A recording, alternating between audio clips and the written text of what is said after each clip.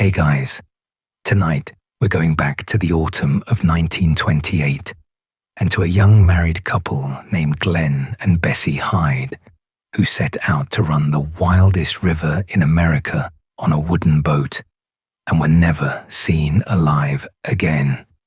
They were on a kind of honeymoon adventure, the sort that was supposed to make them famous. Bessie, who was just 22, would have become the first woman known to ride the Colorado River through the whole length of the Grand Canyon. Instead, a few weeks after a photographer snapped their picture on the canyon rim, their boat was found far downriver, floating upright and perfectly intact, still loaded with all their food and gear and Bessie's diary, with no sign anywhere of the two people who had been steering it.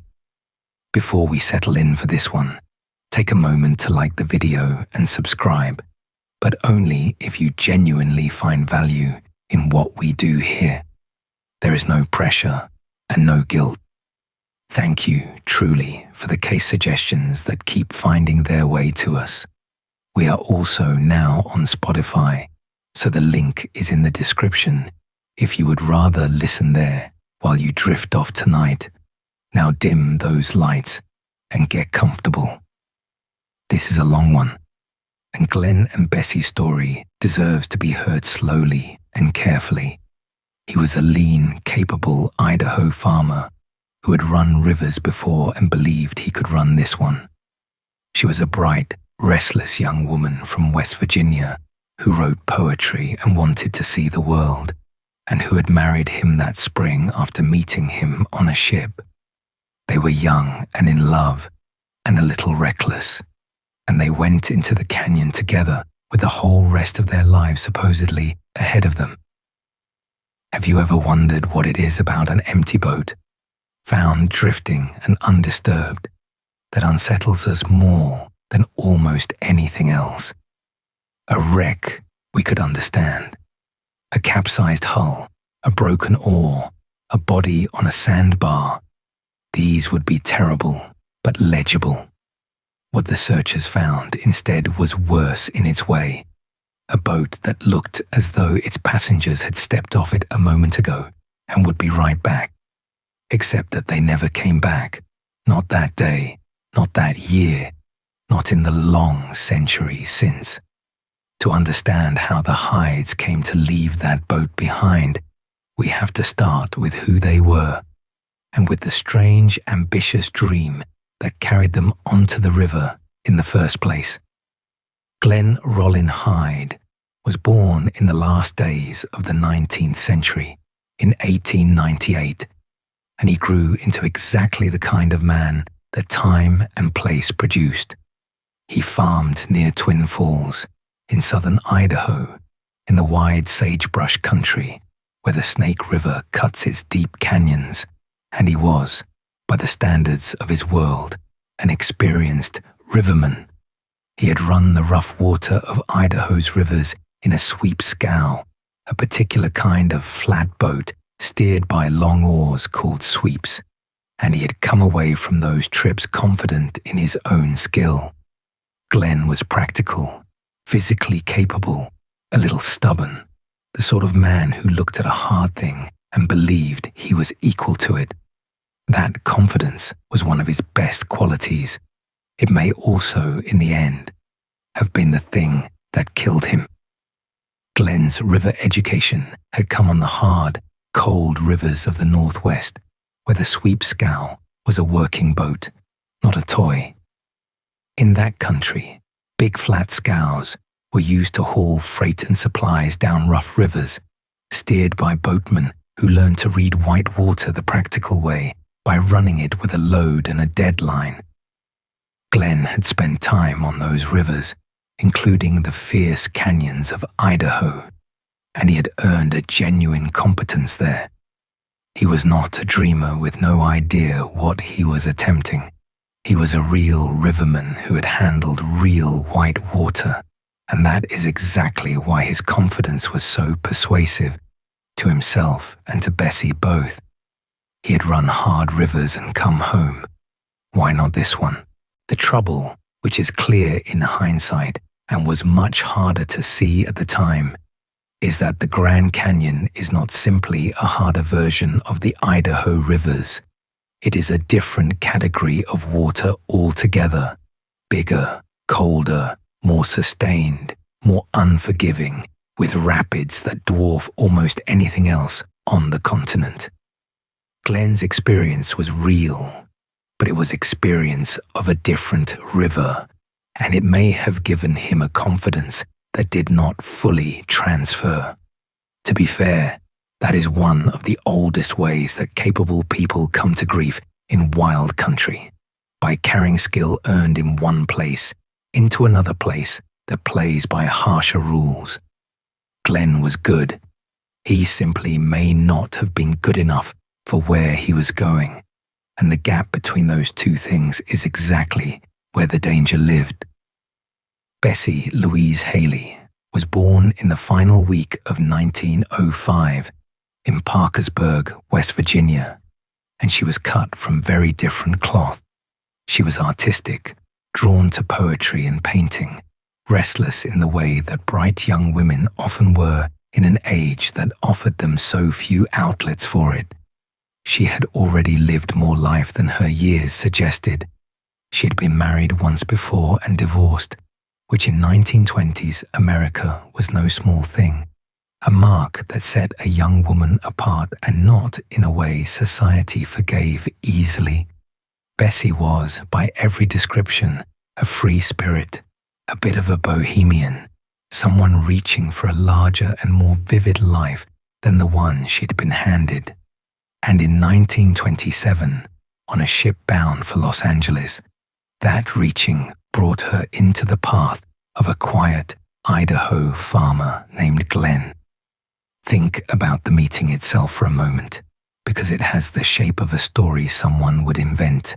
A ship bound for Los Angeles in 1927, the deck rolling gently, the long idle days at sea that throw strangers together.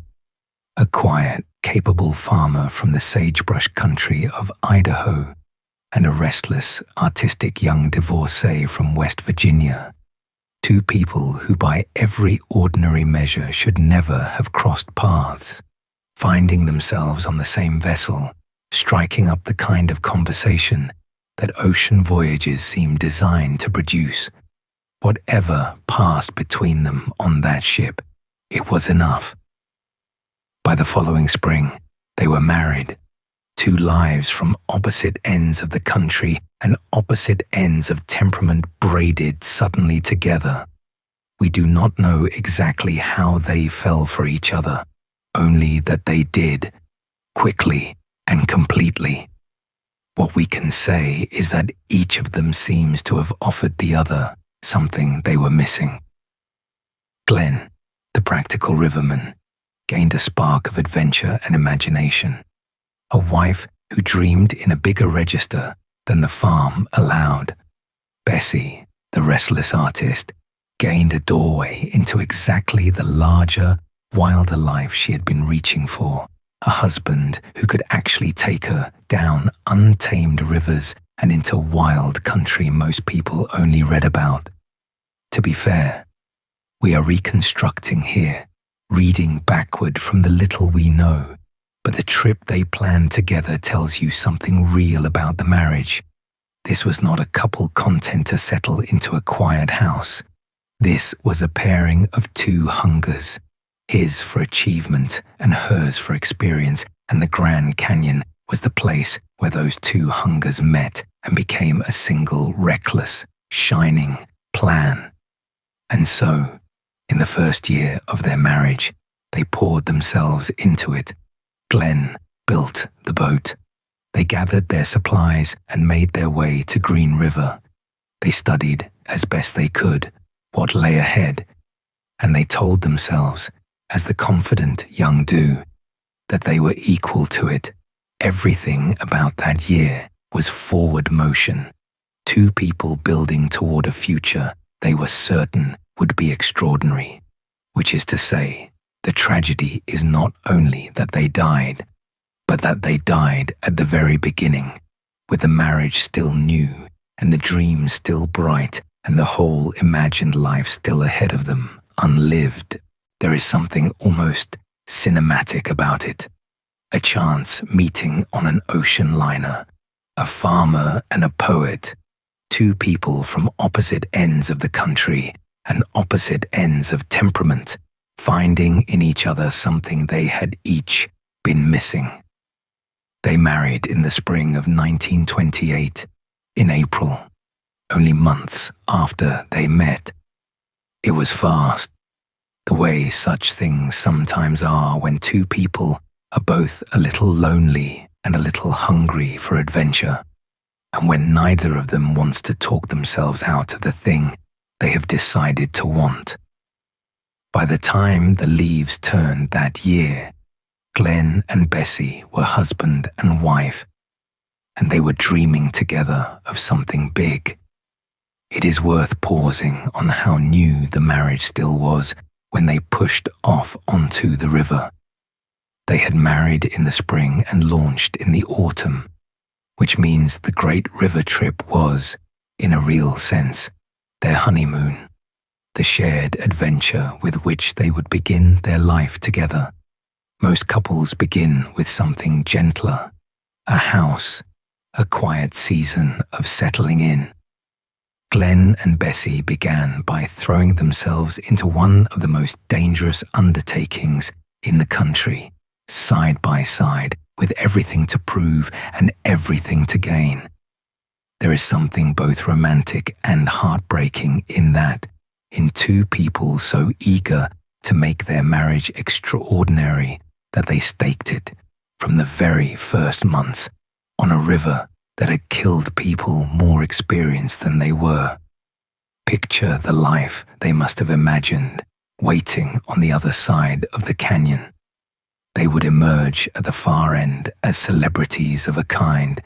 Bessie, the first woman to run the Grand Canyon, Glen, the man who set the speed record, their names in the papers, perhaps a book, perhaps a lecture tour, a story they could tell for the rest of their long lives together.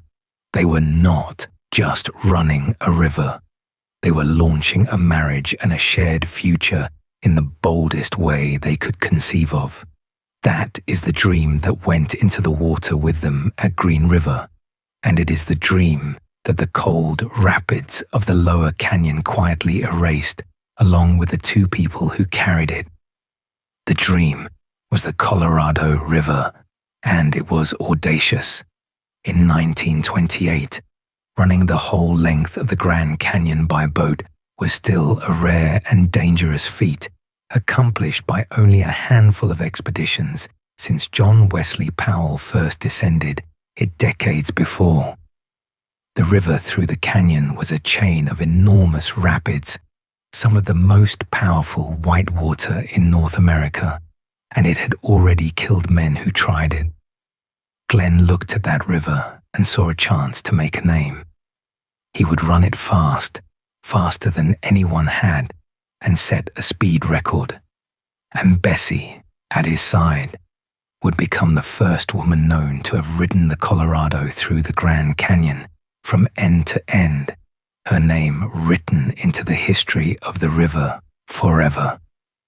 To understand how bold that dream really was, you have to understand the era they were living in.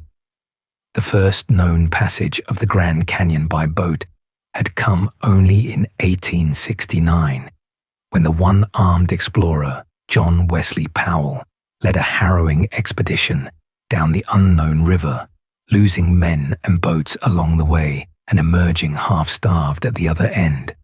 In the 60 years since, the number of people who had successfully run the entire canyon could be counted on your hands. This was not a tourist activity. It was a genuine feat of exploration, attempted rarely and at real risk of death, and the river had already killed a number of those who tried it. To set out to run the Grand Canyon in 1928 was to place yourself among a tiny and daring company. The Hydes were also entering ground made famous by two men they would soon meet in person, Emery and Ellsworth Kolb, the photographer brothers whose studio clung to the South Rim, had made their own celebrated run down the Colorado in 1911 and 1912, filming as they went, and the movie they made of that journey played daily at their studio for decades, one of the longest-running films in history. To the public, the Kolbs were the living embodiment of Grand Canyon adventure, and their footage had shown the world exactly how violent the river could be. When the Hydes climbed to the rim and walked into that studio, they were walking into the very heart of Grand Canyon River lore, into the company of men who had done what they were attempting and lived to make a film about it. It is worth sitting with what Bessie, in particular, was reaching for, because it was more than adventure. In 1928, the world of daring exploration was almost entirely a world of men, and the idea of a woman running the Colorado through the Grand Canyon was close to unthinkable to most people. For Bessie to attempt it was to push against the whole weight of what women were supposed to be and do in that era. If she succeeded, she would not just have run a river. She would have done something no woman had done, planted a flag for herself in a territory reserved for men, and turned her restless hunger for a larger life into a permanent place in history. That ambition, in a 22-year-old woman in 1928, was its own kind of courage, and it should not be lost in the story of how she died. It helps, too, to remember the flavor of the times, because the Hydes were very much creatures of their moment. The 1920s were an age of records and daring, of people chasing fame through spectacular feats. It was the decade that thrilled to Charles Lindbergh flying the Atlantic alone, that cheered channel swimmers and dance marathoners and people who sat atop flagpoles for days to get their names in the papers. There was a sense in the air that an ordinary person could become extraordinary with a single bold stunt. That fame and fortune waited for anyone brave enough to do the thing no one had done.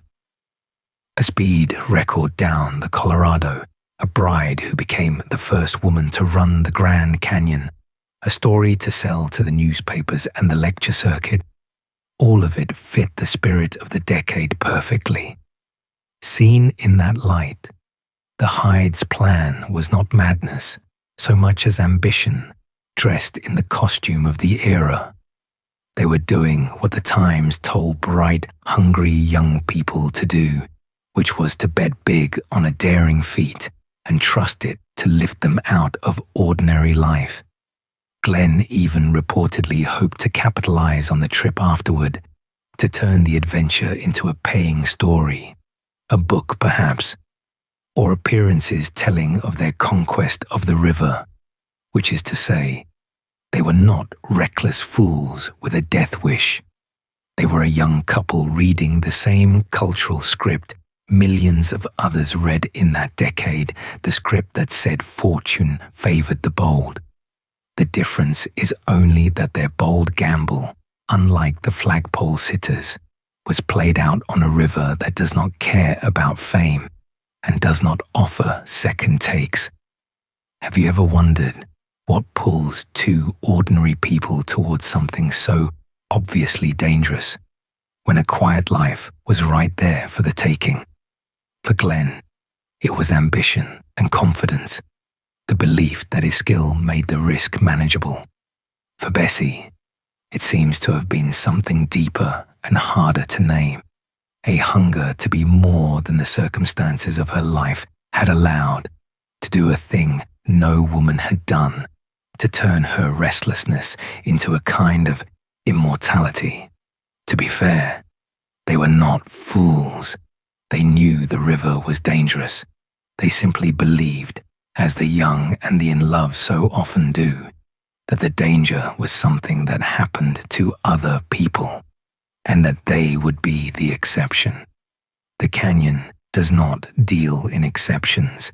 Let's talk about the boat, because the boat is at the center of everything that followed. Glen did not buy a craft designed for the Colorado.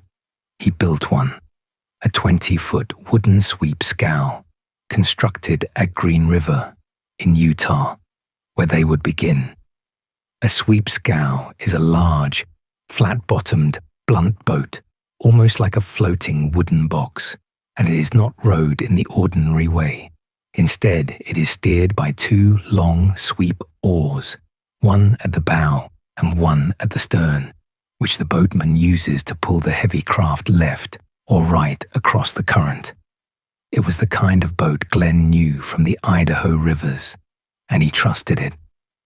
On the smaller rivers of the north, it had served him well, but the Colorado through the Grand Canyon was not the rivers of Idaho, and the sweep scow carried a hidden danger that would matter enormously. It was heavy and slow to respond, and in the truly violent rapids of the canyon, it could be nearly impossible to maneuver quickly enough. Worse, the Hydes carried no life jackets. Read that again and let it sit, because it is one of the hardest facts in this whole story. They intended to run the most dangerous whitewater on the continent in a heavy wooden scow with no flotation of any kind to keep them at the surface if they went into the water. In an age before the safety standards that river runners take for granted today, they simply went without, trusting the boat and their own strength to keep them dry.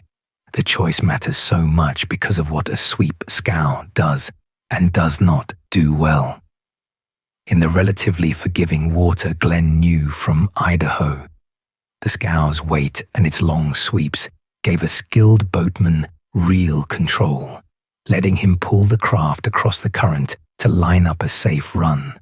But the great rapids of the lower Grand Canyon are a different order of violence. Huge standing waves and powerful holes and lateral currents that can shove a boat sideways in an instant. In water like that, the very weight that made the scow stable also made it slow, ponderous, hard to reposition when a fast correction was needed. A lighter, more nimble boat can dance through chaos that a heavy scow must simply endure, and endurance in the wrong rapid is not enough. And then there was the cold, which is a character in this story as surely as the river.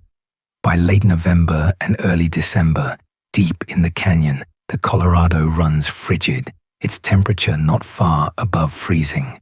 A person thrown into that water is in immediate and grave danger, not only from drowning, but from the cold itself, which steals strength and coordination within moments and makes even a strong swimmer nearly helpless. Add the absence of any life jacket, and the margin between a survivable spill and a fatal one becomes almost non-existent. To go into that water in December, in heavy clothes, with no flotation, was very close to a death sentence if anything went wrong. The Hydes were gambling that nothing would. You're in Green River, Utah, in October of 1928, standing on the bank while a young man puts the final touches on a boat he built with his own hands. The cottonwoods are turning gold along the water. The scow sits heavy and square at the edge of the river, loaded with food and blankets and Bessie's few precious things, the diary she would keep and the books she would read in the evenings. Glen checks the sweeps. Bessie watches the brown water slide past, the same water that will carry them in a matter of weeks into the deepest and most dangerous canyon in the country. They are excited.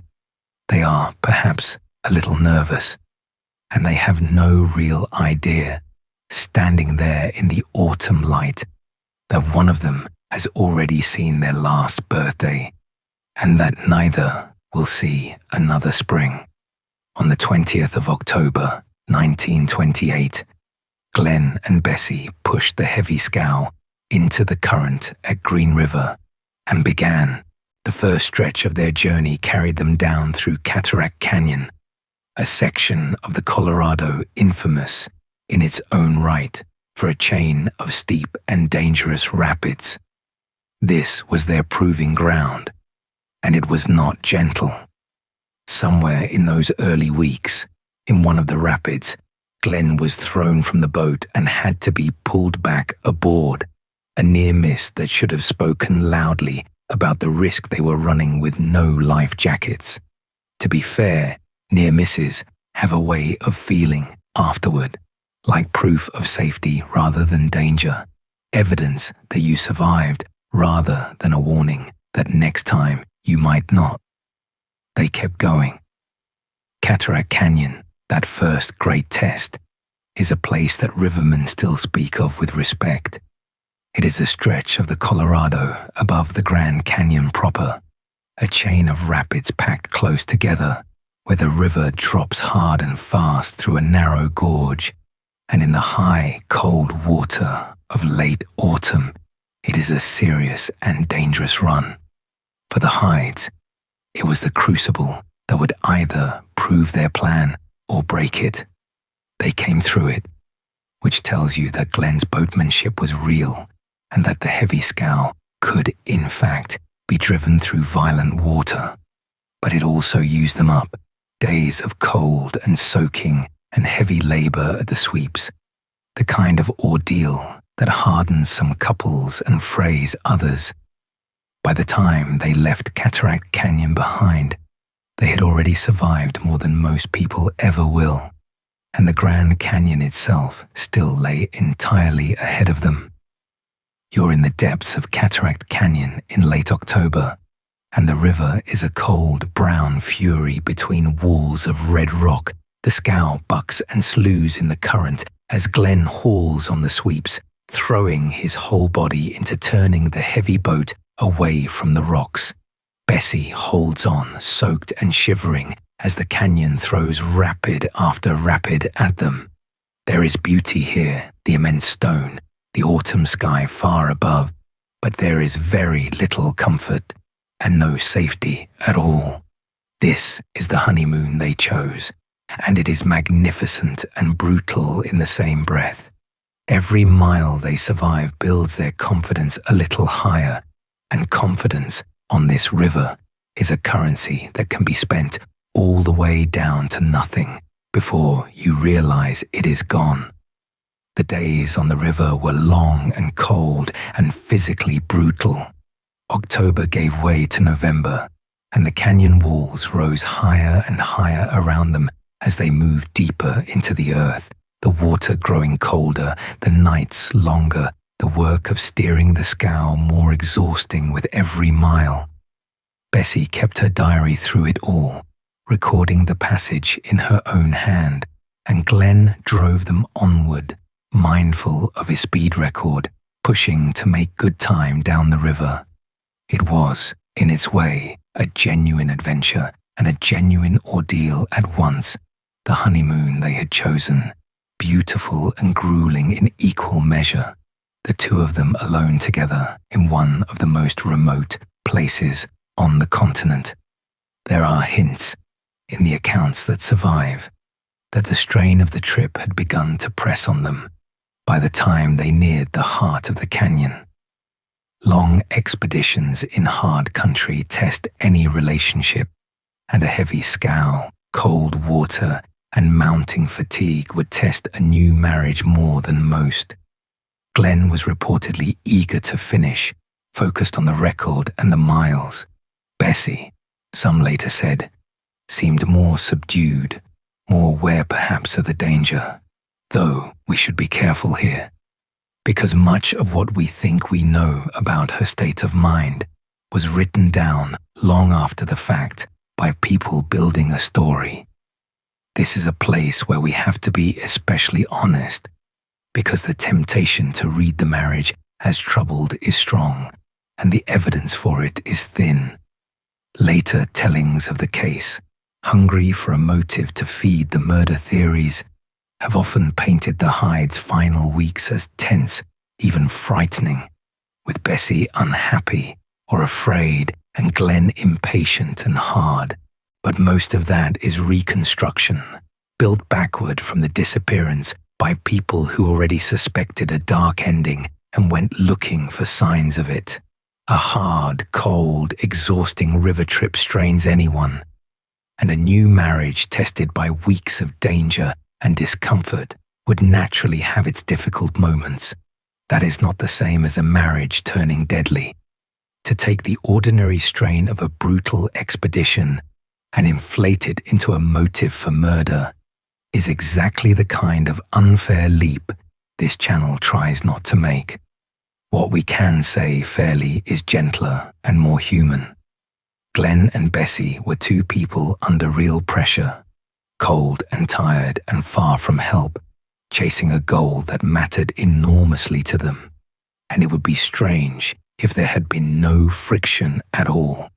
But friction is not violence, and tiredness is not hatred, and a subdued young woman on a freezing river is not evidence of anything except a freezing river, which is to say, we should resist the urge to turn every remembered frown into a clue. The likeliest truth is that Glen and Bessie were, to the end, what they had been from the start, a young couple in love, and over their heads, facing the hardest thing they had ever done together, as a team. What is certain is that by the middle of November, having run the upper canyon, the Hydes climbed out of the gorge to resupply, and for a brief moment, they returned to the world of other people. You're in the Little Rim community above the Grand Canyon in the middle of November, 1928, and a young couple has just hiked up the Bright Angel Trail out of the abyss, weathered and tired and alive with the thing they are attempting. Word of them travels quickly through the little community at the canyon's edge, because what they are doing is remarkable, and because Bessie, if she finishes, will make history. They make their way to a cliffside studio perched right at the rim, the home and workplace of two brothers who are already legends of the canyon in their own right, Emery and Ellsworth Kolb. The Kolbs are photographers and filmmakers who had themselves run the Colorado years before and who know exactly what the river below can do. It is worth understanding who these men were, because they are the closest thing this story has to expert witnesses. Emery and Ellsworth Kolb had come to the Grand Canyon in the early 1900s and built their studio right at the head of the Bright Angel Trail, perched on the very lip of the abyss. They photographed the mule trains and the tourists, and then, hungry for something greater, they ran the entire length of the Green and Colorado rivers themselves, filming as they went, producing a motion picture of the canyon that few living people could match for authority. Emery would show that film to visitors at the studio for the rest of his long life. These were not cautious men, and they were not strangers to risk. They had gambled their own lives on that river and won. So when Emery Kolb looked at the Hydes' heavy scow and heard that they carried no life preservers and felt afraid for them, his fear carried the full weight of a man who knew exactly what he was looking at. That is what makes the moment on the rim so quietly devastating. This was not a nervous bystander fretting over an adventure he did not understand. This was one of the most experienced canyon rivermen alive, looking at two young people about to attempt the hardest part of the run in the wrong kind of boat with no safety gear and trying to warn them. Emery Kolb reportedly offered them life preservers. He knew the rapids that waited downstream, the ones the Hydes had not yet seen, and he watched them decline his help and go back down anyway, confident and close to their goal. He could not force them. All he could do was take their photograph, feed them, and let them go. And then, a few weeks later, join the search for the two people he had tried and failed to protect. The Kolb brothers took the Hydes in, fed them, and photographed them. And that photograph is one of the few clear windows we have into these two people near the end. Emery Kolb, looking at their heavy scow and hearing that they carried no life preservers, was troubled. He warned them about the water still ahead, the great rapids of the lower canyon, and he offered, by some accounts, to give them life jackets. The Hydes did not take them. Glen was confident and close to his goal, and reluctant to change his approach so near the finish. And so, the warning of one of the few men alive who truly understood that river went unheeded, which is one of the small, quiet heartbreaks threaded all through this story. There is a detail from that visit to the rim that has stayed with people for nearly 100 years because it is so human and so sad in hindsight.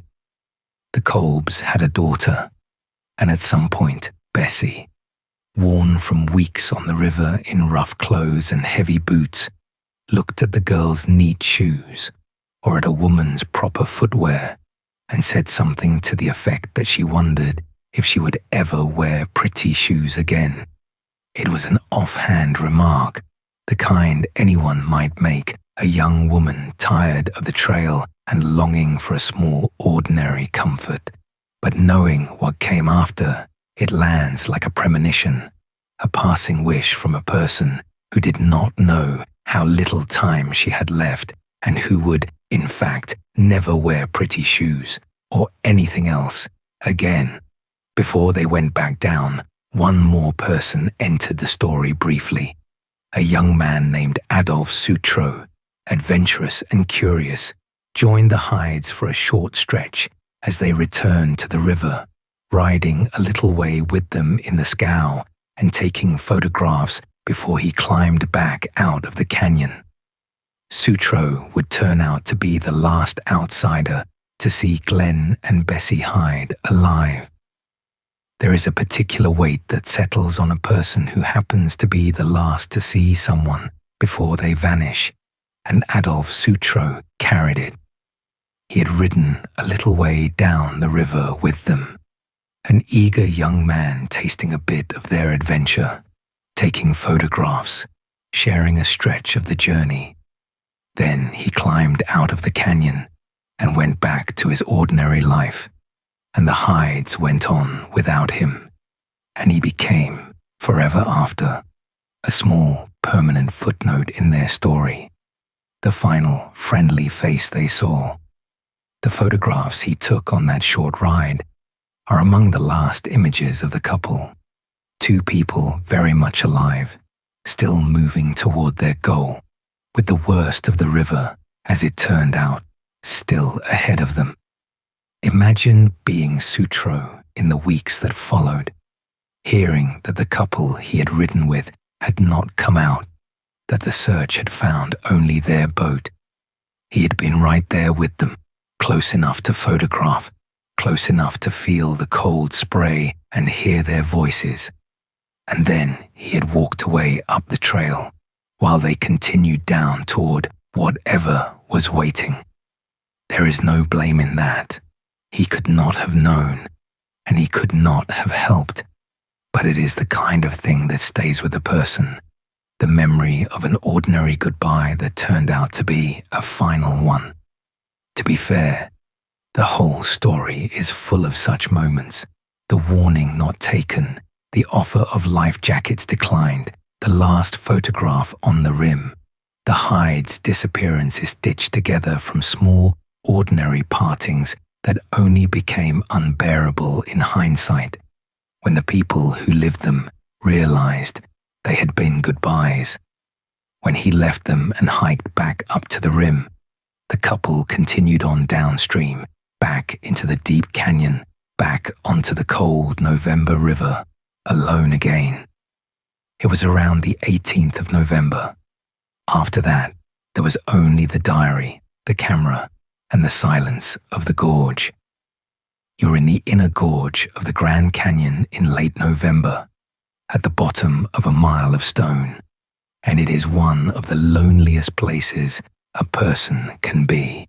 The walls rise so high and so sheer that the sky is only a narrow band far overhead, and the sun reaches the water for just a few hours before the shadow climbs back up the cliffs and the cold returns. The river is dark green and freezing. There is no trail out for miles, no other soul, no help of any kind. For most of the year, almost no one comes here, and in the cold of late autumn, the canyon belongs entirely to the river and the rock. Into this immense solitude, a young couple in a wooden boat pushed off from their last contact with the outside world and disappeared downstream.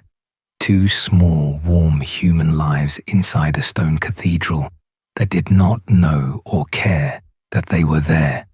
It is worth holding that image because it is the truest picture of their final days.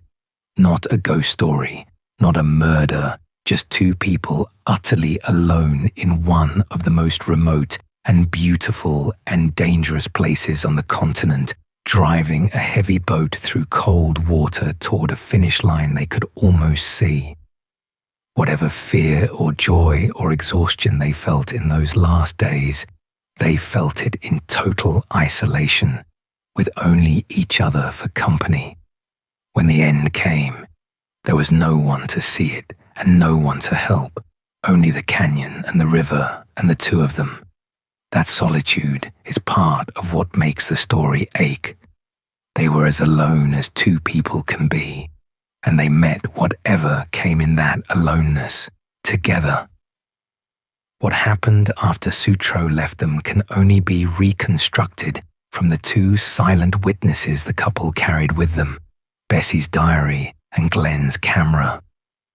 Both were found later, aboard the boat, and together they let us follow the Hydes a little further into the canyon before the trail goes cold.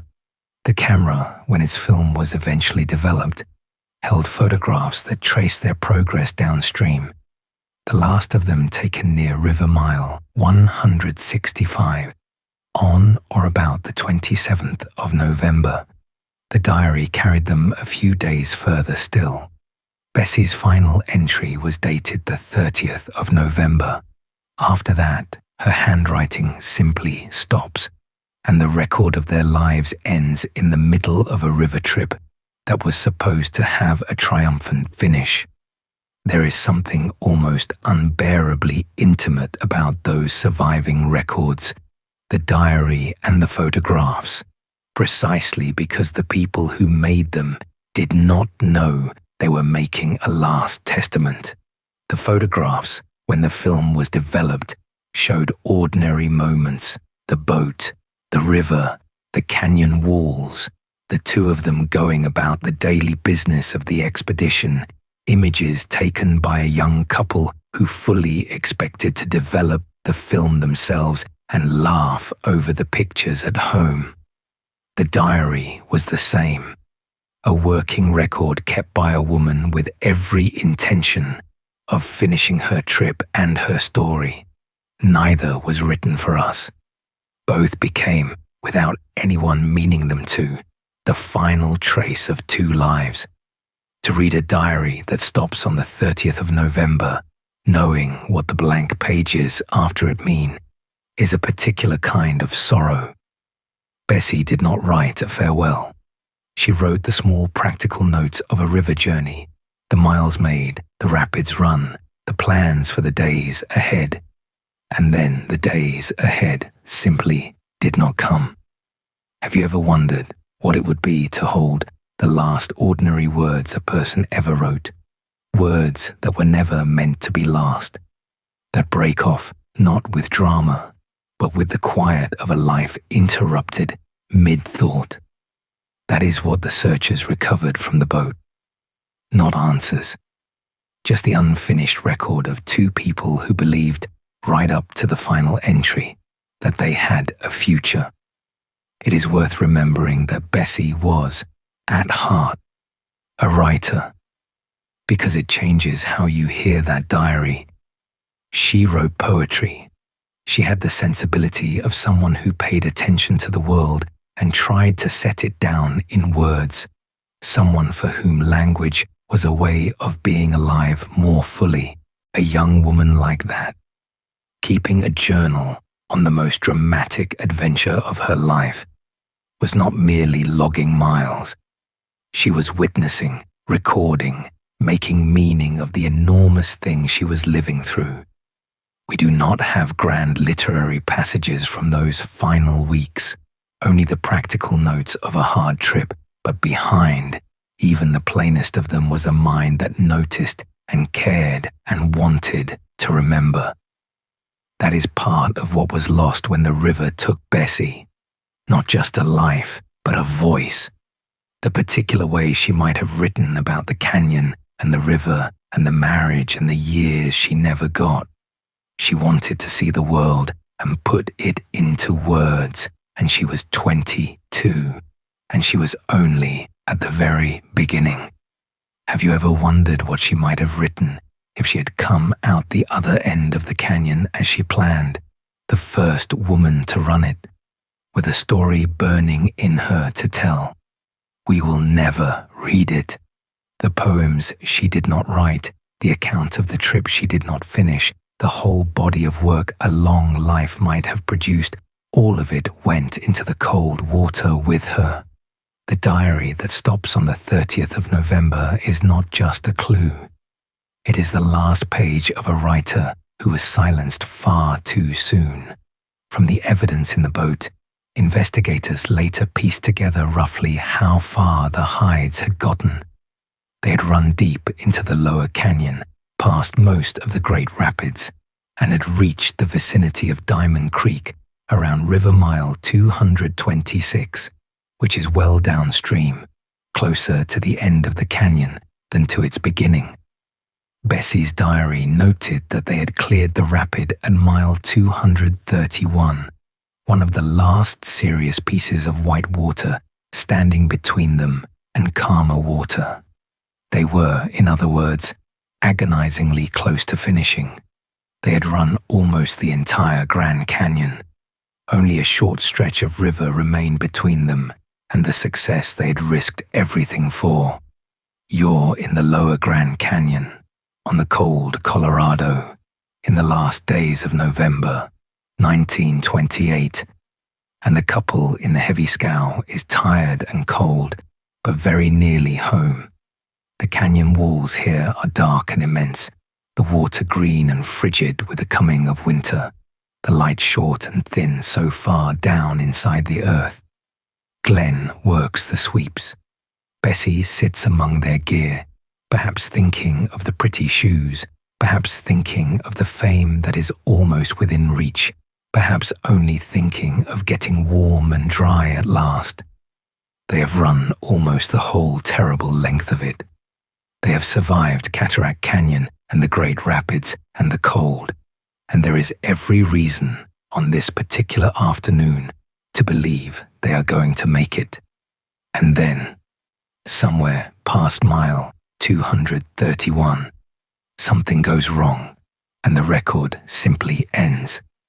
Have you ever wondered how a story can stop like that? Not with a scene, but with a blank page, a last photograph, a diary that just runs out of days. We do not have the moment itself. No one witnessed whatever happened to Glen and Bessie Hyde, and neither of them lived to write it down. All we have is the before, traced in ink and film, and then the after, which is the empty boat. The space between the two, the actual event, the thing that turned a nearly finished adventure into a permanent mystery, is exactly the part we will never have. The canyon kept that moment for itself, and it has never given it up. While the Hydes were somewhere on that lower river, the world above had begun, slowly, to worry. They were expected to reach the town of Needles, downstream at the end of their run, by a certain time. And when that time came and went with no word, the worry sharpened into fear. The person who felt it most was Glen's father, a man named Rollin Hyde, who was by then around 70 years old and who had been anxiously following his son and daughter-in-law's progress from afar. When the couple did not appear when they should have, the elder Hyde did not wait and hope. He acted, and he set in motion one of the first great search efforts in the history of the canyon. Glen's father raised the alarm, reaching out for help before the 6th of December, and money and attention began to gather around the missing couple. The search that followed was, for its time, remarkable. It brought in aircraft, still a novelty in 1928, to fly the length of the canyon and look down into the gorge from above, searching the river for any sign of the scow or the two people who had been aboard it. An aerial search was itself a remarkable thing in 1928. Powered flight was barely 2 decades old, and the notion of using an airplane to hunt for missing people in a mile-deep canyon was close to the cutting edge of what the technology could do. It was also genuinely dangerous flying, threading a small aircraft down into the gorge or low along the rim, fighting the winds that pour through those stone corridors, straining to pick out a small wooden boat against the vast confusion of rock and shadow and glinting water far below. That the search reached for aircraft at all tells you how much attention and money the elder Hyde had managed to gather, and how badly everyone wanted to find the young couple before it was too late, if it was not too late already. On the ground and the water, the effort was just as determined. Rivermen who knew the canyon, including the Cole brothers, worked the accessible stretches, and word went out up and down the river country to watch for any sign. The searchers had, as we said, one great advantage, which was that the river ran only one way and the Hydes could only have gone with it. But the canyon is enormous and merciless to searchers. Its inner gorge often unreachable except by boat, its shadows deep, its distances deceiving. For days the aircraft flew and the rivermen watched, and the canyon gave up nothing until at last, from the air, a pilot caught sight of a small, dark shape on the water far below, riding the current where no boat should have been riding alone. And it drew in the Cole brothers, Emery and Ellsworth, who knew the river better than almost anyone, and who had warned the Hydes only weeks before. They joined the effort to find the young couple they had photographed and fed and tried to protect. The people of the canyon, in other words, came together to look, and the looking went on for weeks. To be fair to everyone involved, they were searching one of the most difficult places on Earth to search. The Grand Canyon is a mile deep and hundreds of miles long, a labyrinth of stone and shadow and violent water, and finding two people, or even a boat, somewhere in all of that was a task of staggering difficulty. But they had one advantage the searchers for so many of our other stories never had. They knew, roughly, where to look, because they knew the river the Hydes had to follow.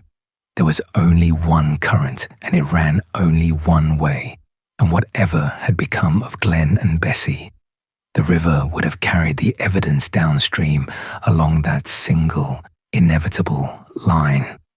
And so, on the 19th of December, an airplane flying low over the water found what everyone had been dreading and hoping for at once. The scow was floating at around river mile 237, well below the last rapids the Hydes were known to have run. From the air, it looked almost peaceful, a wooden boat riding the current or caught in an eddy, and when searchers reached it, what they found was the detail that has haunted this case for a century. The scow was upright. It was intact. It had not capsized, had not been smashed on the rocks, had not been torn apart, and it was still fully loaded, the supplies strapped down, just as the Hydes had secured them. Food and clothing and books and Bessie's diary and Glen's camera all still aboard, undisturbed. Everything was there, everything, that is, except Glen and Bessie. You're in the canyon beside that recovered scow, and the wrongness of it is hard to put into words. A boat that had been through a violent accident would look like it.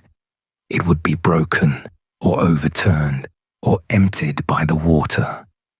This boat looked as though its owners had tied it up for the night and walked a few steps away and would return at any moment to make camp. Bessie's things were where she had left them. The food they would have needed was uneaten. There was no sign of a struggle, no sign of a wreck, no sign of anything at all except two people who were simply, completely gone from a boat that had survived them. It is the kind of scene that the mind refuses to accept because it fits no ordinary category of disaster. The men who reached the scow gathered up what it held, and in doing so they gave us most of what we know about the Hydes' final weeks. They took the diary in which Bessie had traced their progress down to the 30th of November. They took the camera whose film would later reveal the last photographs. They took the couple's belongings, the food and clothing and books, all of it eventually finding its way back to grieving families as the only tangible remainder of two lives. The boat itself, that stubborn, intact, floating boat, became the central artifact of the whole mystery.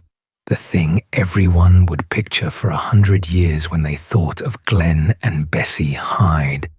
It had carried them faithfully down almost the entire canyon, and then it had carried their absence the rest of the way.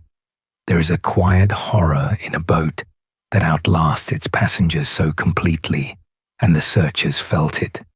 They had come hoping against reason to find the couple alive, or failing that to find some clear sign of what had happened, a wreck, a body, an answer. Instead, they found the worst kind of ambiguity, a scene that proved the Hydes were gone and explained nothing about how. The boat did not tell them whether Glen and Bessie had drowned in a rapid or met some other end. It only told them that whatever had happened, it had happened cleanly enough to leave the vessel unharmed, and completely enough to leave no one aboard. From that eddy at mile 237, the searchers turned back upstream into the rapids above to look for the two people the empty boat could not account for. They did not find them there either. The search did not end when the boat was found. If anything, it intensified, because now the searchers knew the couple had to be somewhere near, above the point where the scow had come to rest. For weeks, they combed the river and its banks on foot and from the air, working the cold December canyon in one of the longest and most determined searches the region had ever seen, an effort that stretched across roughly 41 days. They searched the rapids upstream. They searched the eddies and the sandbars and the tangles of driftwood where a body might catch, and in all of it, in all those weeks, in a canyon where they knew almost exactly where to look, they found nothing. Not Glen, not Bessie, not a single trace of either of them beyond the boat itself. Let's talk about what most likely happened, because for all the strangeness of the empty boat, the simplest explanation is also the most probable, and it deserves to be stated clearly before we wander into the stranger theories. The likeliest truth is that Glen and Bessie Hyde drowned somewhere in the stretch of river just above where their boat was found, in one of the last rapids that stood between them and the end of the canyon. The scow was located below river mile 232, and it is around there, in the violent water of a lower canyon rapid, that most researchers believe the couple was lost. Picture how it could have happened. Without any need for mystery, the heavy scow enters a rapid. It hits a submerged rock or drops into a hole or lurches suddenly in the churning water, and one or both of the Hydes is thrown into the river. They wear no life jackets, nothing at all to keep them at the surface. The water is achingly cold, close to freezing, and it is powerful beyond anything a person can fight. A swimmer in that water, in those clothes, without flotation, has very little chance. If Glen went in and Bessie tried to reach him, or if the boat pitched and took them both, the outcome would have been swift and merciless. And then the empty scow, lightened and freed, could simply have righted itself and floated on downstream, riding the current for miles until it fetched up in the eddy where the searchers found it, still carrying everything but its owners. The one hard question that remains in this drowning theory is the same one that hangs over so many Colorado River deaths. Where are the bodies? And the answer, unsatisfying as it is that the Colorado is notorious for not giving up its dead. The river runs thick with silt and sediment, its water opaque and heavy, and it has deep holes and undercut rocks and long stretches where a body can be pinned or buried or carried far beyond any search. To be fair, the river has swallowed many people over the years and returned only some of them, and often not for a long time, and sometimes never. That the canyon kept Glen and Bessie is tragic, but it is not, in itself, strange. The river keeps people. It is one of the things the river does. We can even make a reasonable guess at where it happened, though we should hold the guess loosely. The scow was found floating at around river mile 237, and Bessie's diary recorded that they had cleared the rapid at mile 231. That leaves a short, specific stretch of river as the likely scene, the few miles between the last rapid she noted and the place the empty boat came to rest. Somewhere in there, in the violent water of the lower canyon, is almost certainly where Glen and Bessie were lost. Researchers have long pointed to the rough water near mile 232 as the probable spot, a rapid capable of throwing a heavy scow hard enough to pitch a person into the river. Picture that stretch not as a scene of horror, but simply as what it was, a piece of moving water like 100 others they had already run. That is part of what makes it so hard to accept. They had survived the far more famous and feared rapids upstream. They had run almost the entire canyon. Whatever took them was very likely not the biggest rapid or the most dangerous, but an ordinary one near the end, a place they might have run without a second thought on any other day. To be fair, that is how the river most often kills, not with its giants, but with a moment, a single unlucky lurch in water that looked survivable right up until it was not. The Hydes did not fall at the fearsome beginning. They fell, most likely, in the quiet near the end, which is somehow sadder.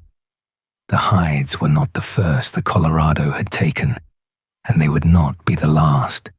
From the very beginning of the river's recorded history, it has claimed people.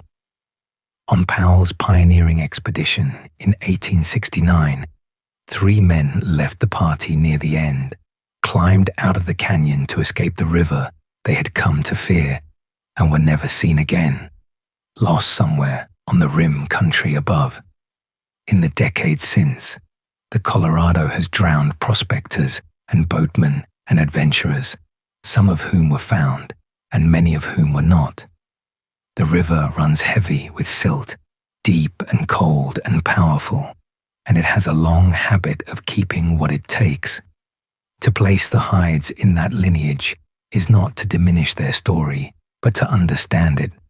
They joined a long roll of people the canyon has swallowed, a roll that stretches back before them and continues after them, all of it written in the same indifferent water. There is a strange comfort, if you can call it that, in seeing the Hydes as part of the river's long history rather than as a singular supernatural riddle. What happened to them is, in the end, what has happened to many people on that water: an accident, a drowning, a body the river declined to return. The only thing that sets the Hydes apart is the empty boat and the romance of their story, the newlyweds and the record and the first woman, all of which turned an ordinary river tragedy into an extraordinary legend. Strip that away, and you are left with a very old and very human fact. The Colorado is beautiful, and the Colorado is deadly, and it has been taking people who underestimated it for as long as people have dared to ride it. We should also address, plainly, the one detail that keeps the supernatural feeling alive: the intact and loaded boat, because it is far less mysterious than it seems once you think it through. A sweep scow is a sturdy, buoyant, flat-bottomed craft, and it does not need its crew to stay afloat. Imagine the accident as it most likely happened. The scow drops into a violent rapid, takes a hard hit or a lurch, and pitches Glen and Bessie into the water. The couple, who wore no life jackets, are swept away by the cold current, but the boat and the gear strapped down inside it are not thrown out. The scow, suddenly lightened of its 2 passengers, rides through the rest of the rapid, rights itself in the calmer water below, and drifts on downstream with everything still tied in place until it drifts into an eddy and stops. Seen that way, the empty boat is not eerie at all. It is exactly what you would expect from a spill that took the crew but spared the vessel. The gear was secured and stayed. The people were not secured and did not.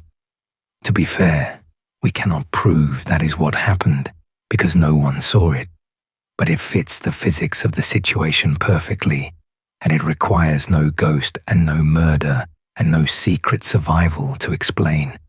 The image that has haunted people for 100 years, the loaded boat with no one aboard, is in truth one of the most natural outcomes of a drowning on that river. The mystery was never in the boat. It was only ever in our unwillingness to accept how ordinary and how final the river's answer really was.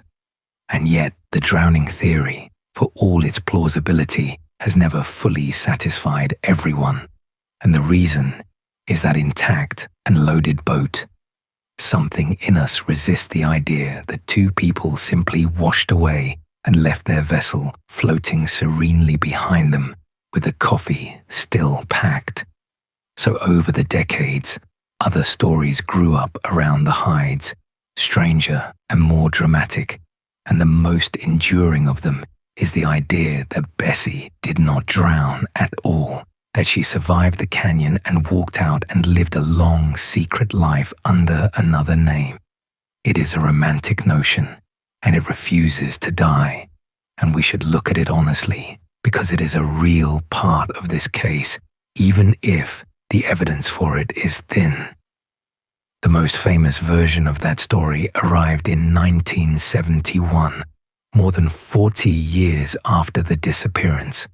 A commercial river trip was making its way down the Colorado, and among the passengers was an elderly woman who began, quietly at first and then openly, to tell the others a remarkable thing.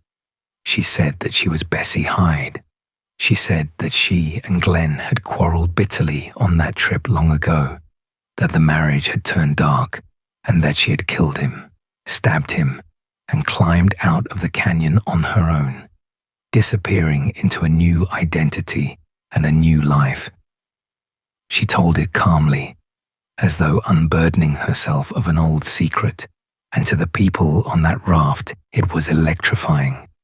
You're in a small river raft deep in the Grand Canyon in 1971, and an old woman beside you is calmly explaining that she is the ghost of the canyon's most famous mystery, that she murdered her husband here half a century ago and got away with it.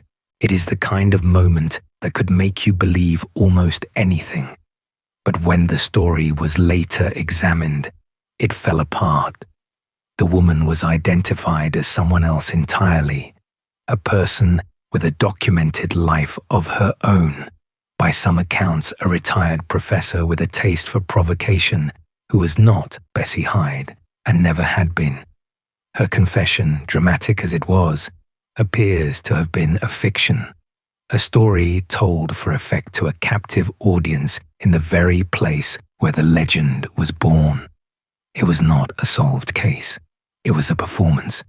We should pause here and be fair to Bessie herself, because this theory, taken seriously, accuses her of murder, and there is no real evidence that she did any such thing. The woman on the raft was not Bessie. There is no proof that the real Bessie Hyde survived the river, and there is certainly no proof that she killed Glen. The idea that a quarrel turned deadly, that a young poet became a murderer and vanished, is a story, one that grew because the truth was unbearable and the empty boat left room for the imagination to run. Presumption of innocence is not only for the living. Bessie deserves it too, and the honest position is that she was, by far most likely, a victim of the river, not a killer who escaped it. There is another thread to the survival legend, quieter and stranger, that attached itself to a real and remarkable woman named Georgie White. Georgie became one of the most famous river guides on the Colorado, a pioneer who ran the canyon countless times and helped open it to generations of rafters. After she died in the early 1990s, some of her belongings were said to include a marriage document connected to the Hyde name and a pistol, and from those fragments, a whisper grew that Georgie White had secretly been Bessie Hyde all along, hiding in plain sight on the very river that had supposedly taken her. It is a wonderful story, and it is almost certainly not true. Georgie had her own documented history, and the evidence connecting her to Bessie is circumstantial and thin. But it shows how powerfully this mystery pulls at people, how badly we want the woman in the boat to have lived. Then there is the darkest and most often repeated of the alternative theories, the one involving the skeleton in the garage. In 1976, after the death of Emery Kolb, the photographer who had warned the Hydes and helped search for them, a skeleton was discovered among his belongings at the rim, the bones of a man, with what appeared to be a bullet hole in the skull. To some, the conclusion seemed obvious and sinister. Here, surely, was Glen Hyde, murdered by Kolb, his body hidden all these years by the very man who had pretended to search for him. It was a lurid and irresistible idea, and it spread quickly. But it was not true, and fairness to Emery Kolb requires saying so plainly. When the skeleton was examined by experts, it was determined not to be Glen Hyde at all. The remains belonged to a younger man, and the evidence pointed to a death unrelated to the Hydes, most likely a suicide from the 1930s. Someone else entirely whose sad end had nothing to do with the couple in the scow. Emery Kolb was not a murderer. He was a man who had tried to warn two young people about the river, and who had then helped look for them when they vanished, and who did not deserve the suspicion that a stray skeleton and an eager imagination cast upon him for a time. The bones were real. The connection to Glen Hyde was not. Let's talk about why the Hydes became a legend, because the legend is almost a separate thing from the people, and it is worth understanding how it grew. Most river deaths, even tragic ones, do not become enduring mysteries. They are mourned and recorded, and in time, they fade. But the Hydes did not fade, and the reason is that empty, intact, fully loaded boat, floating serenely on the water with everything aboard but its owners. That single image is a kind of engine for the imagination. It refuses the tidy ending. It seems to demand a story stranger than drowning, and for 100 years people have been happy to supply one. There is also the shape of the thing, which reads like a tale even though it was a life. A young couple, newly married, beautiful and ambitious, a poet and a rugged farmer, attempting something daring and romantic, a woman on the verge of history, vanishing together in one of the most spectacular landscapes on earth, at the very edge of success. It has the outline of a myth, and human beings cannot resist filling in a myth. Was it murder? Or did she survive? Or did she somehow slip away and become someone else entirely? Every one of those questions is more thrilling than the likely truth, and so every one of them has been asked and repeated and dramatized until the actual Glen and Bessie almost disappear behind the folklore that has grown up over them. You're in the Grand Canyon on any given night, at one of the river camps where guides have told stories to travelers for generations, and sooner or later, someone brings up the Hydes. The tale gets told and retold, embroidered a little each time. The ghosts of the honeymoon couple who haunt the canyon, the bride who may have gotten away with murder, the boat that floats forever with no one aboard. To be fair, storytelling is a human thing, and there is no great harm in a campfire tale. But we should be honest that the ghost story is a story, that it grew from a real and terrible loss, and that turning two dead young people into a spooky legend is its own quiet kind of forgetting. This channel does not deal in ghosts. It deals in people, and Glen and Bessie were people. So let's set the legend down gently and pick the two of them back up. Strip away the campfire embroidery and the murder theories and the survival fantasies, and what you are left with is far simpler and far sadder. You are left with a 29-year-old man who loved rivers and believed a little too much in his own skill, and a 22-year-old woman who wanted more from life than her circumstances had offered and reached for it with both hands. You are left with a new marriage, only months old, and a shared dream, and a heavy wooden boat, and a cold river in December, and a single moment of bad luck in a rapid that no one witnessed and no one survived. That is not a ghost story. It is a tragedy, the ordinary humankind, and it deserves to be remembered as one. Have you ever wondered what we lose when we let a real person become a legend? We lose the truth of them, the specific and human truth. Bessie becomes a mysterious bride or a possible murderess, when what she actually was a bright young woman who wrote poems and wanted to see the world.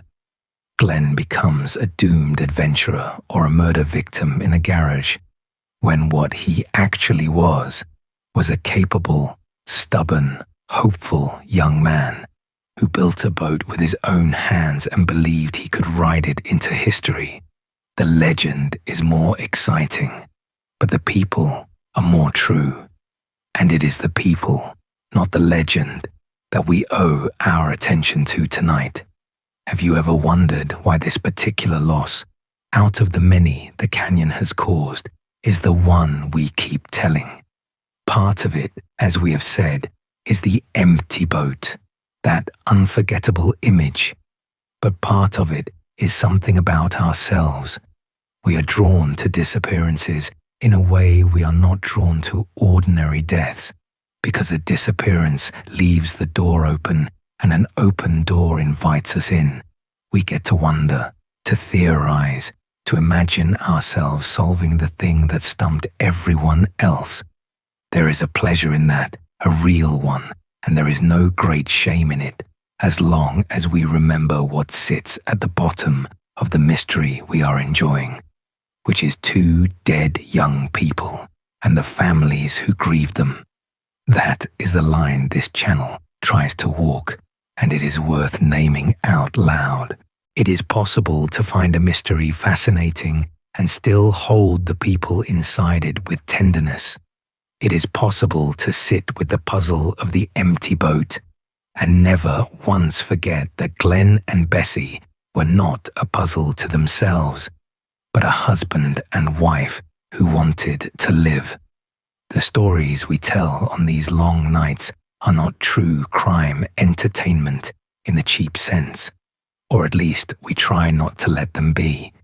They are acts of remembrance dressed as mysteries, ways of keeping company with people the world would otherwise forget, and the mystery is only the door we walk through to reach them. So when we ask what happened to the Hydes, we should ask it in that spirit, not as a game to be won, but as a question we owe to two people who deserved better than to vanish. The honest answer, the one the evidence supports, is not thrilling. It is simply that they drowned, together in a cold rapid near the end of a magnificent and reckless adventure, and that the river kept them. Everything stranger than that is something we added, because the plain truth was too sad and too quiet to satisfy us. But the plain truth is theirs, and it is the one they are owed. Let's talk about what the empty boat really means underneath all the theories. It means that at some point in the last days of November 1928, in a cold, rapid deep in the lower Grand Canyon, two young people who loved each other went into the water and did not come out. It means that their story, which they thought was going to end in triumph and headlines and a place in the history of the river, ended instead in silence, in a canyon so vast and so indifferent that it swallowed them completely and kept them.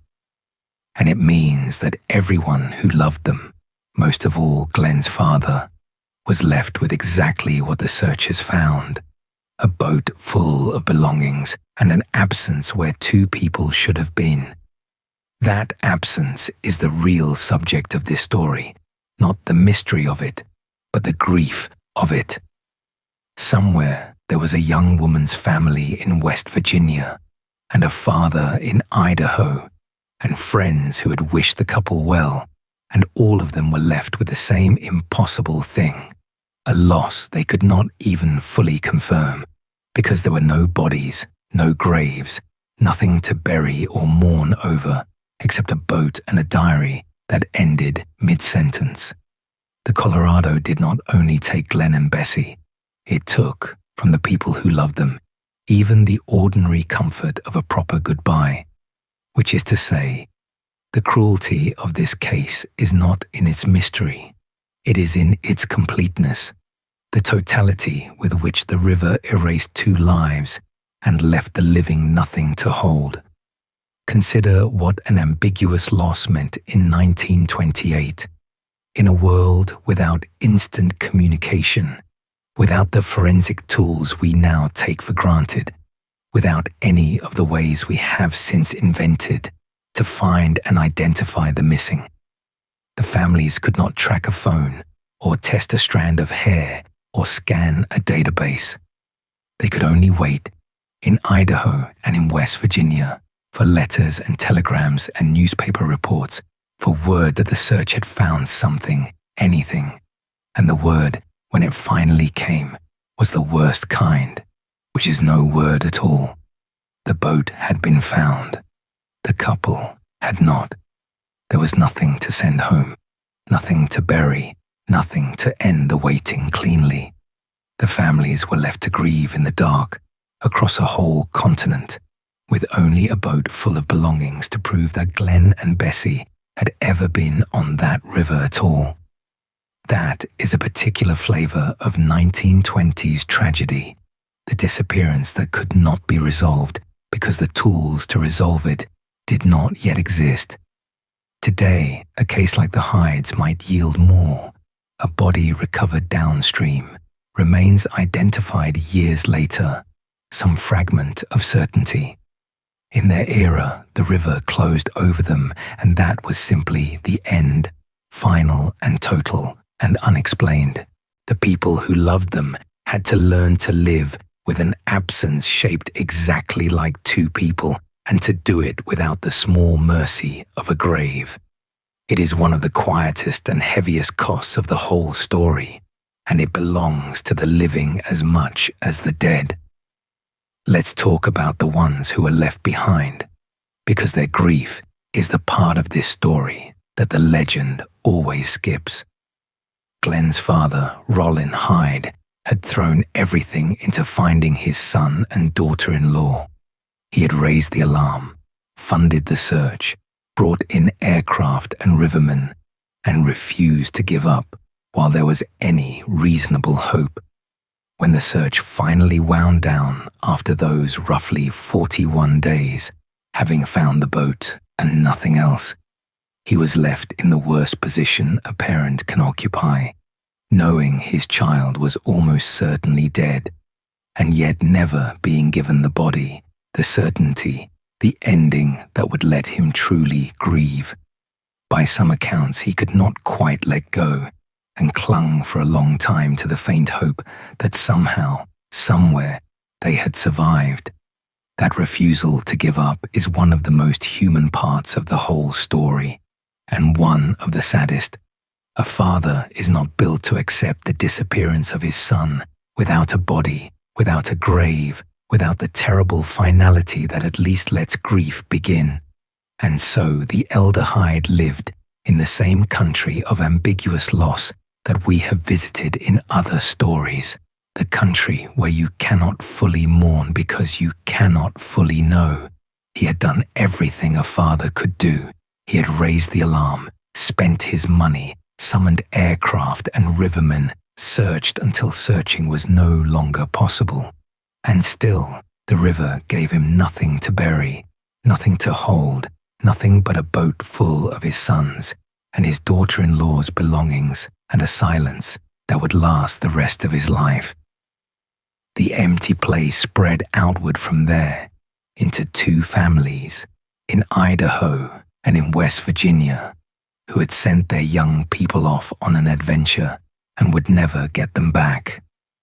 Bessie's people lost a bright, restless daughter who had wanted so much from the world. Glen's people lost a capable, hopeful son who had wanted to make his name, and all of them were left with the same impossible arithmetic: a loss without a body, a death without a funeral, a story that simply stopped. To be fair, time softens even that, as it must, but there is a particular ache reserved for the families of the vanished, and the people who loved Glen and Bessie carried it in Idaho and in West Virginia for the rest of their days.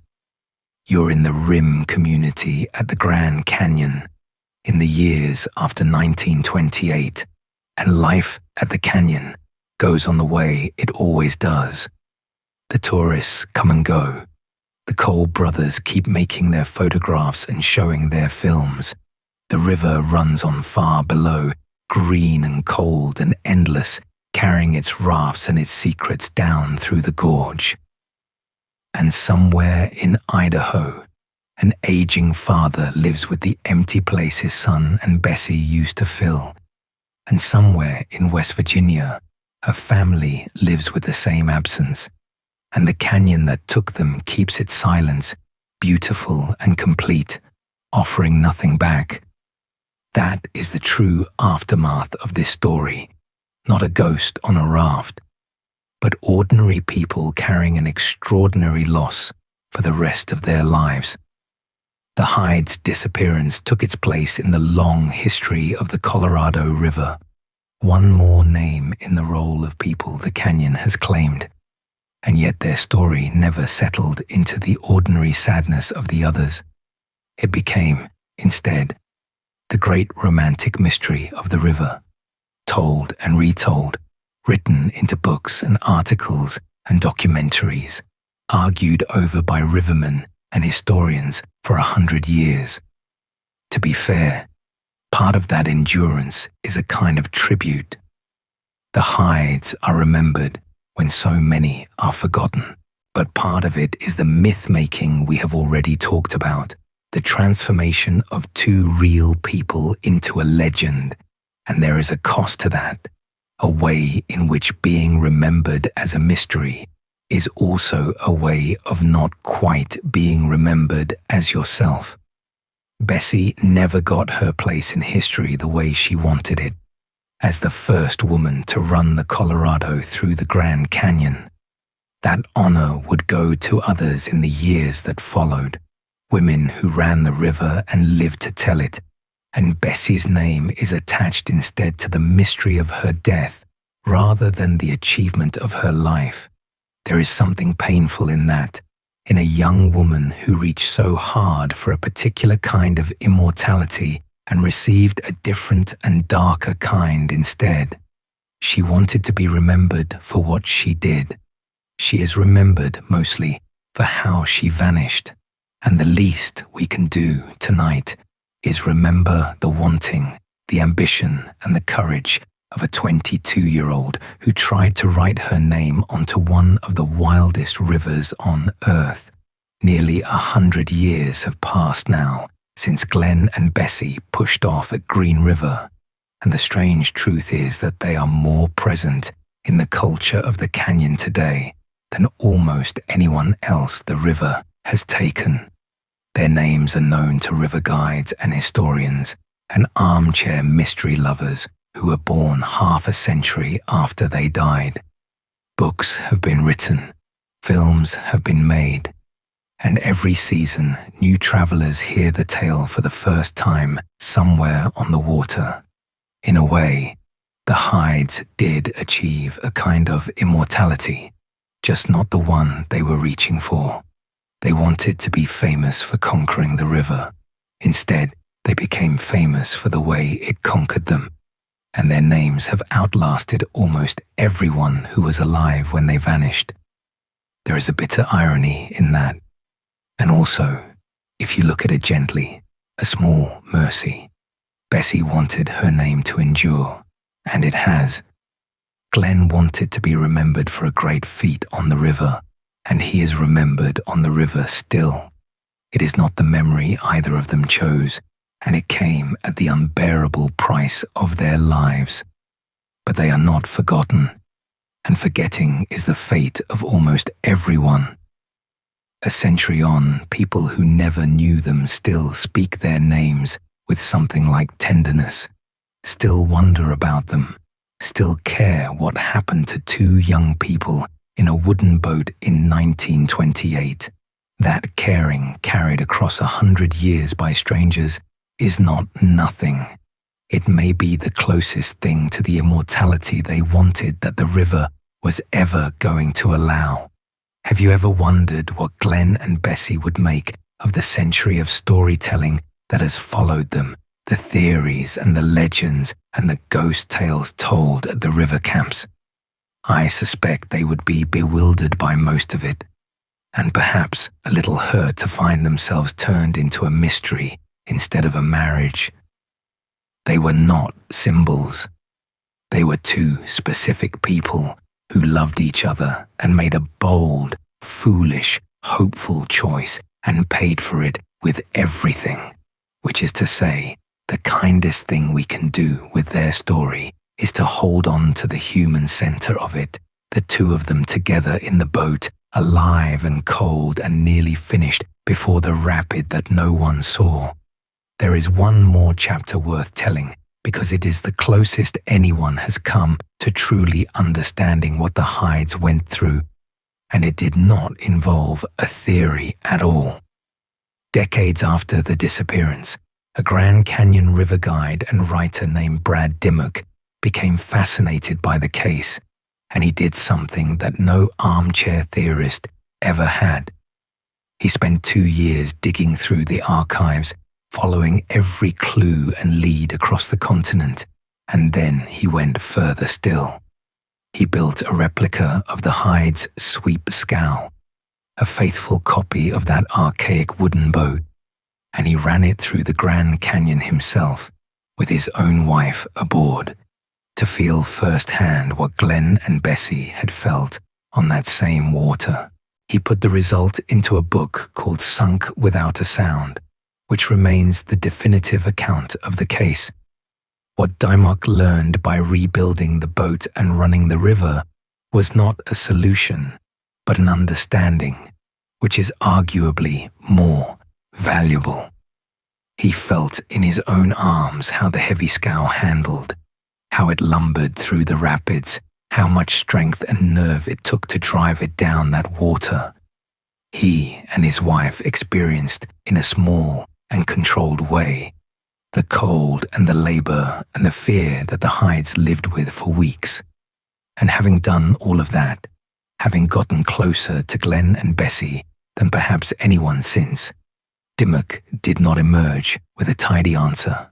If anything, one reviewer noted, the mystery only deepened.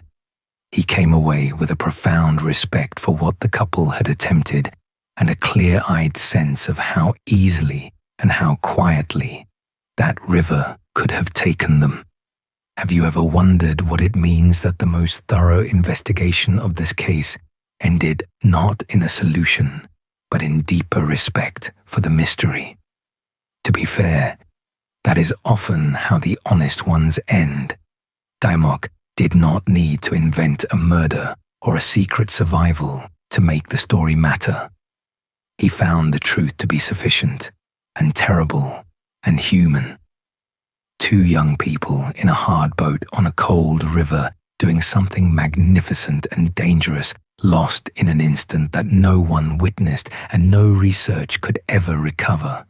The man who worked hardest to solve the Hydes came away, in the end, mostly wanting to honor them. There is a lesson in that, about the difference between solving a mystery and understanding a loss. So let's come back, one last time, to Glen and Bessie themselves, and let the legend fall away. Remember Glen, the lean Idaho farmer who loved rivers, who built his boat with his own hands, who was proud and capable and just confident enough to believe the canyon would let him pass.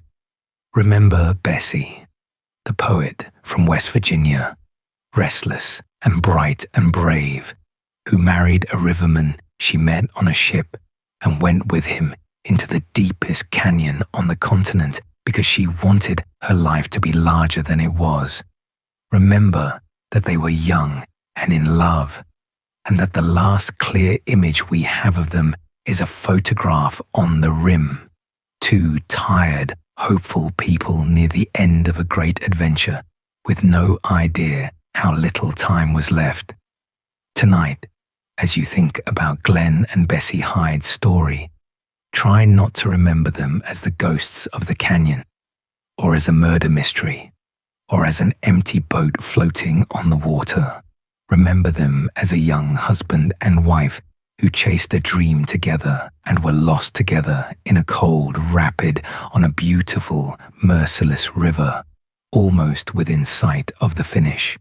Remember that Bessie wanted to wear pretty shoes again and to have her name in the history books, and that she got neither, and that she deserved both.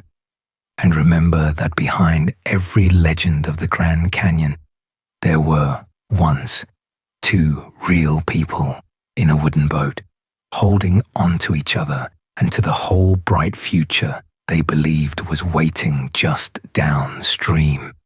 Their story is still unfinished. The river has never said another word.